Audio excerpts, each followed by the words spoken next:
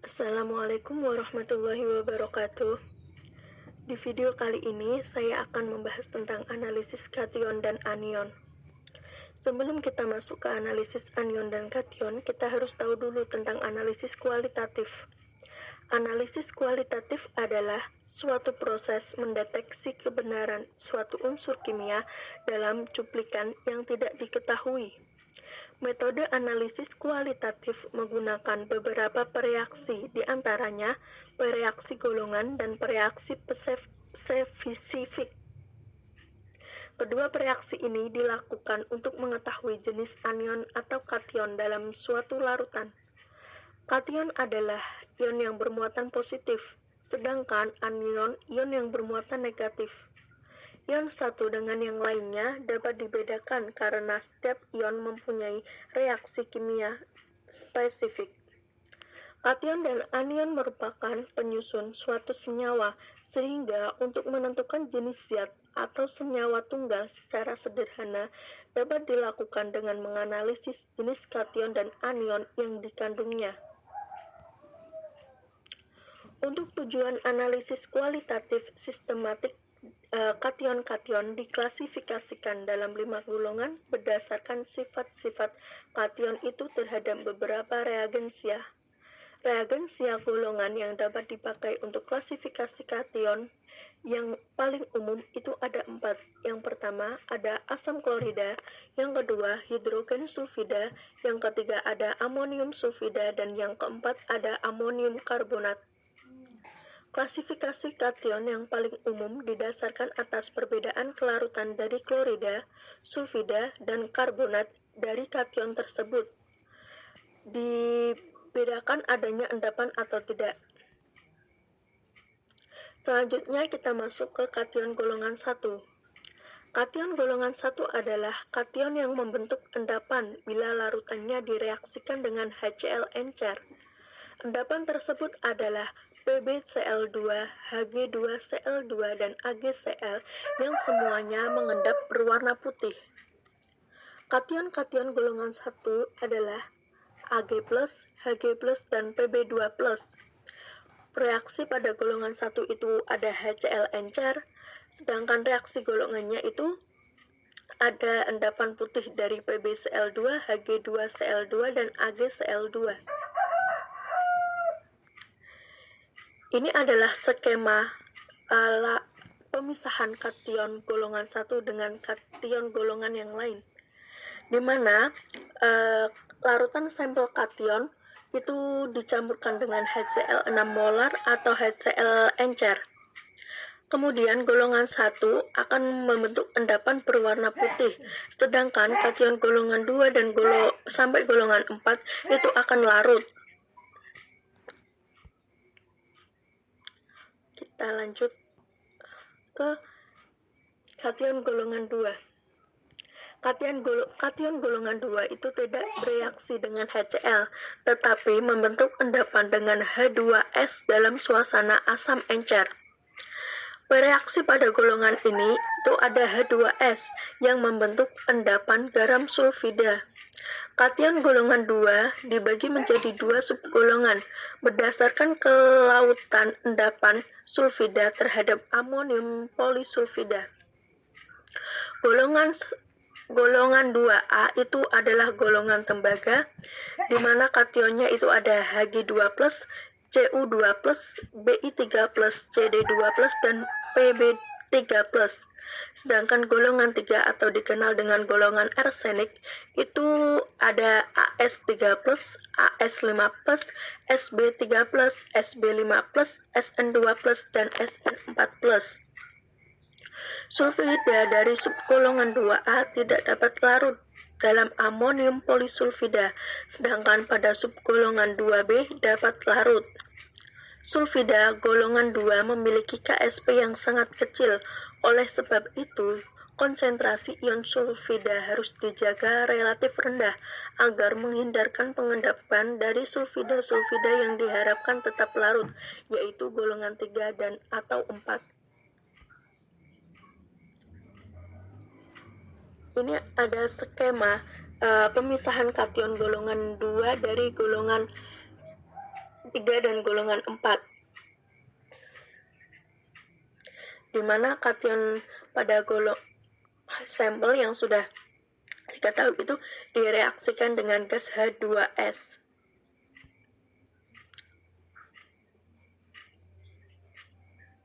Ini pemisahan identifikasi dari golongan tembaga atau 2A. Dan ini identifikasi kation golongan 2B atau golongan arsenik. Kemudian kita lanjut ke kation golongan 3. Kation golongan 3 membentuk sulfida yang lebih larut dibandingkan golongan 2. Tidak bereaksi dengan HCl, tetapi membentuk endapan dengan H2S dalam suasana asam encer. Reaksi pada golongan 3 itu ada NH4 2 kali S membentuk endapan garam sulfida. Kation golongan 3 dibagi menjadi 2 subgolongan.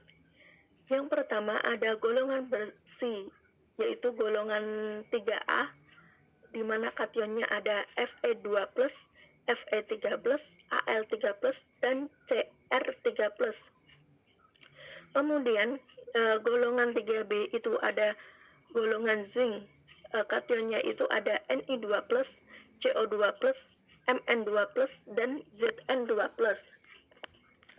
Endapan kation yang terbentuk adalah ada FeS berwarna hitam, AlOH3 berwarna putih, CrOH3 berwarna hijau, NiS berwarna hitam, CuS berwarna hitam, MnS berwarna pink, dan ZnS berwarna putih.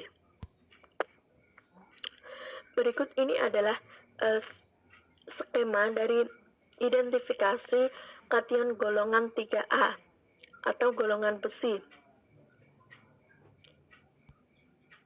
Oke, selanjutnya ini juga ada identifikasi dari kation golongan 3B atau golongan zinc.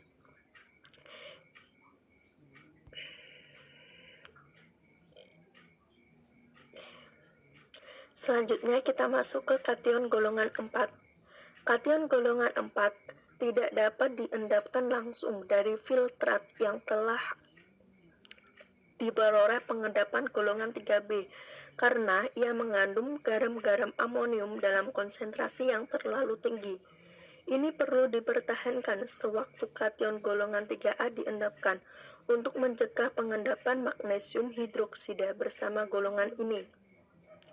Pemisahan kation golongan 4 ada 2 metode, yaitu metode sulfat dan nitrat. Kita masuk ke analisis kation golongan 4 dengan metode sulfat. Endapan mungkin mengandung BaCO3, SrCO3, CaCO3. Cuci dengan sedikit air panas dan buang air cucian. Kemudian, larutkan endapan dalam 5 ml asam asetat 2 molar yang panas dengan menuangkan asam itu berulang-ulang melalui kertas saring.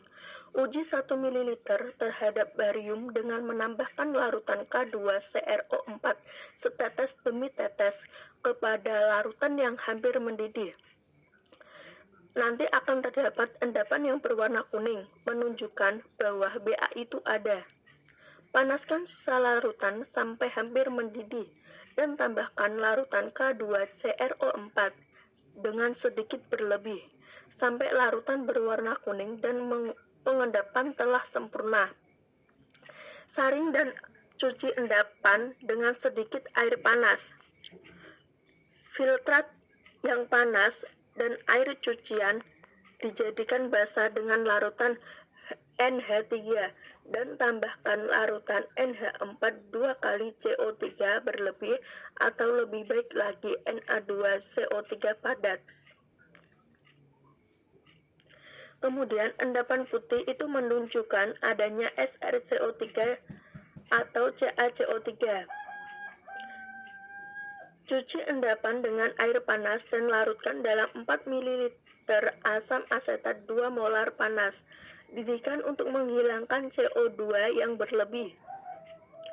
menunjukkan BA tidak ada. Buang bagian yang telah dipakai untuk menguji terhadap barium dan pergunakan sisa larutan setelah mendidih selama 1 menit untuk menghilangkan CO2 untuk menguji terhadap strontium dan kalsium.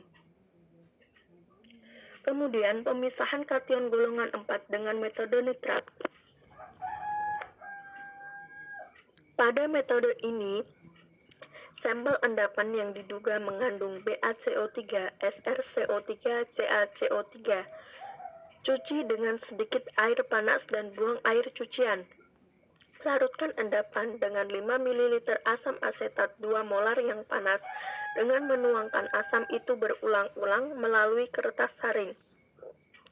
Uji 1 ml terhadap barium dengan menambahkan larutan K2CrO4 setetes demi setetes kepada larutan yang hampir mendidih.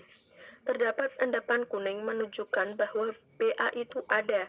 Panaskan sisa larutan sampai hampir mendidih dan tambahkan larutan K2CrO4 dengan sedikit berlebih sampai larutan warna kuning dan pengendapan telah sempurna.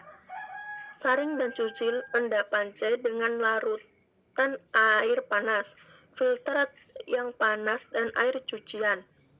Menunjukkan BA tidak ada. Buang bagian yang telah dipakai untuk menguji terhadap barium dan pergunakan sisa larutan B setelah dididihkan selama 1 menit untuk menghilangkan CO2 untuk menguji terhadap strontium dan kalsium.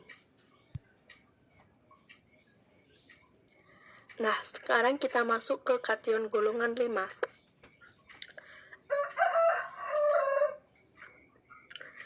Pemisahan kation golongan 5 dapat disebut juga dengan golongan sisa karena tidak bereaksi dengan reagensia golongan sebelumnya.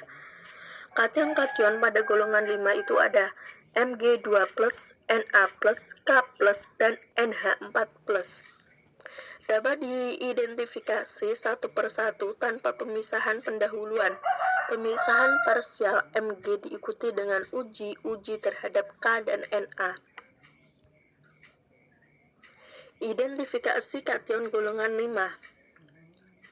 Yang pertama itu olah residu yang kering dari golongan 4 dengan 4 ml air. Kemudian aduk, panaskan selama 1 menit dan saring. Jika residu melarut sempurna atau hampir sempurna dalam air, encerkan larutan yang terjadi. Jika perlu setelah disaring sampai kira-kira 6 ml. Dan bagi menjadi 3 bagian yang sama.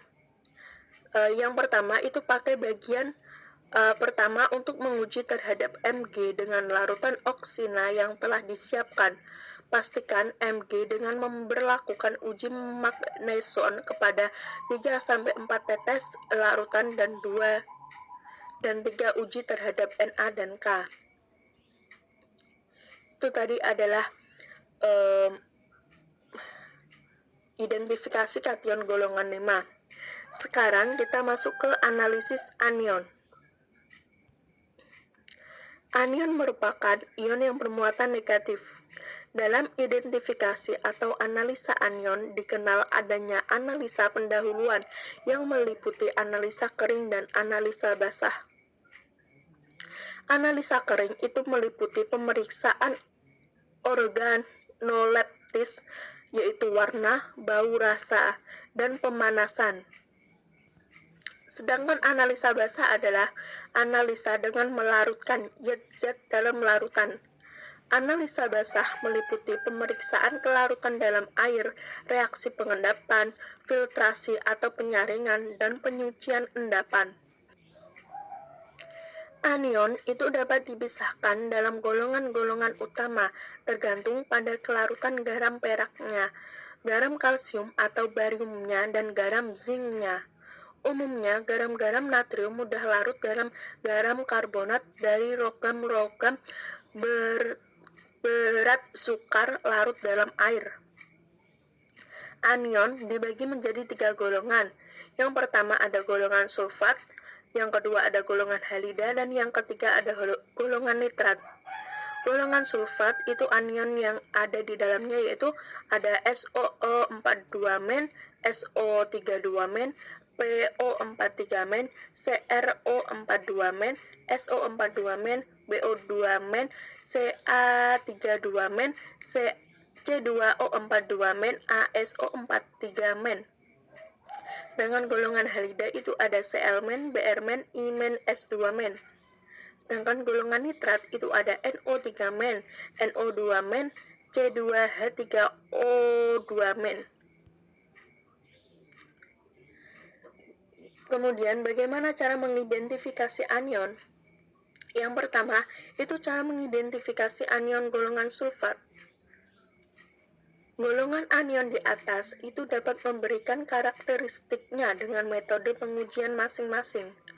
Garam BaSO4, BaSO3, Ba2PO4 3 kali, BaCr2O4, BaBO2 2 kali, BaCO3, BaC2O4, dan Ba3ASO4 2 kali itu tidak larut dalam air dengan kondisi basah.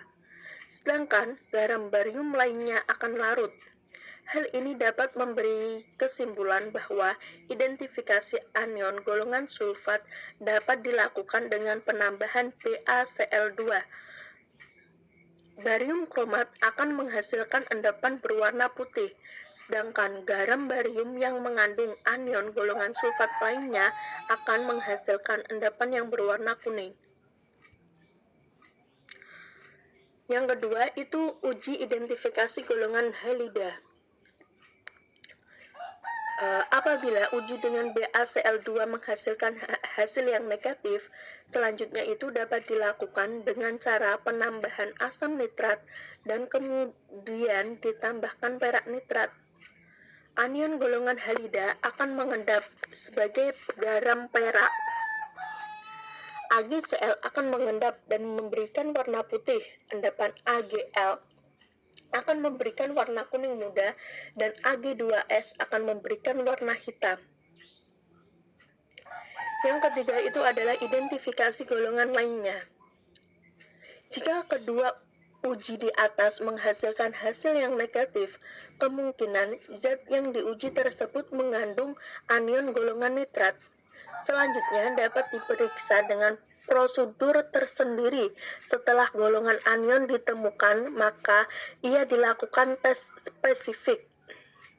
Nah, ini ada beberapa anion yang telah diuji spesifik. Yang pertama itu ada SO42-men. Caranya itu mengambil 5 tetes soda ekstrak, tambahkan asam dan BaCl2. Jika terbentuk endapan putih, maka positif ion sulfat. Yang kedua, itu ada uji identifikasi PO42-men. Langkah yang pertama itu, ambil beberapa tetes soda ekstrak, tambahkan dengan beberapa tetes HNO3 pekat, kemudian tambahkan amonium molibdat, kemudian dipanaskan. Jika muncul endapan berwarna kuning, maka larutan tersebut mengandung anion PO42-men. Yang ketiga itu ada CRO42-men.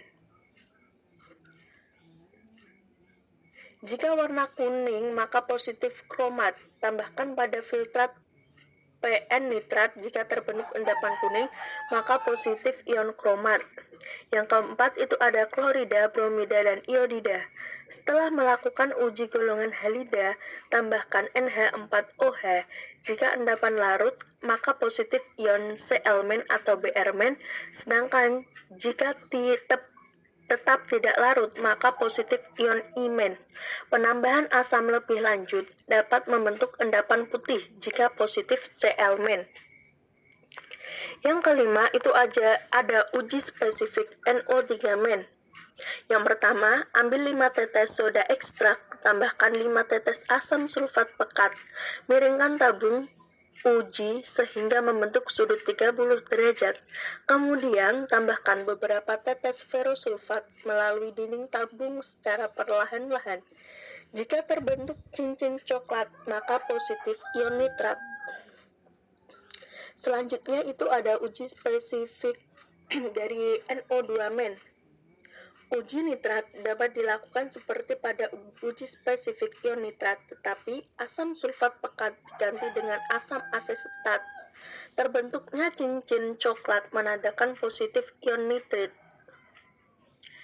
Terus yang terakhir itu ada uji spesifik dari borat. Untuk menguji borat itu tambahkan beberapa tetes H2SO4 pekat. Lakukan percobaan ini pada cawan penguap. Setelah itu diaduk itu ditambahkan 2-3 ml metanol. Kemudian nyalakan korek api. Amatilah nyala apinya. Jika berwarna hijau itu menunjukkan adanya borat. Terima kasih telah menyaksikan video dari saya. Wabillahi taufiq wal hidayah. Wassalamualaikum warahmatullahi wabarakatuh.